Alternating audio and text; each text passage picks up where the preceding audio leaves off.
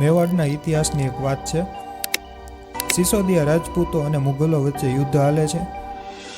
સૂરજનારાયણ આથમવાની તૈયારીમાં છે. એવા સમયે મુગલોની સેનામાં સુલતાન ખાન એની છાતી મોહરવો ભાલો પોરવાઈ ગયો છે. હવે જીવે એવું લાગતું નથી.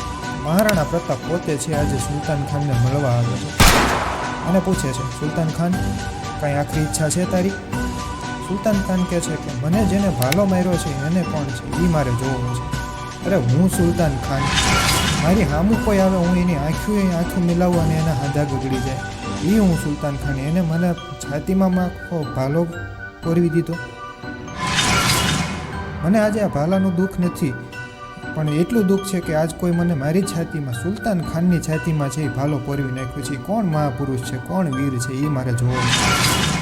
મહારાણા પ્રતાપને થયું કે હવે આ બહુ લાંબો સમય જીવે એમ લાગતું નથી, એટલે આજે કોઈક આપણી ટુકડીના એકને બોલાવીને બતાવી દઈએ. તો એને એક સૈનિકને બોલાવીને એને કીધું કે આને તને ભાલો માર્યો.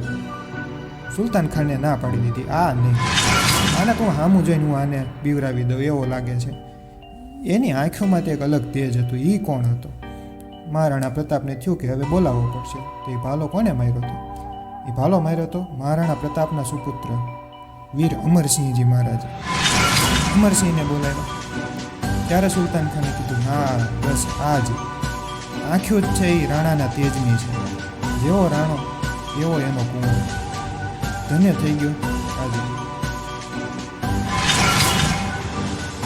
મહારાણા પ્રતાપે આપણા સનાતન ધર્મની એક જ્યોત જગાવતા એને અમરસિંહને છે એ એક ઉપદેશ આપ્યો કે હવે અમુક ટૂંક સમયમાં આ છે એ મૃત્યુ પામશે, એટલે ગંગાજળનું પાણી લાવી આના મુખમાં મૂકો અને આમને મૃત્યુને પછી જે કાંઈ એની અંતિમ ઈચ્છા હોય એ પૂછો અને એમને છે એ શાંત કરો. આવા આપણા છે એ મેવાડનો ગરવીલો ઇતિહાસ છે. એવો આપણો મહારાણાનો ગરવીલો ઇતિહાસ છે. અસ્તુ. જય ભવાની.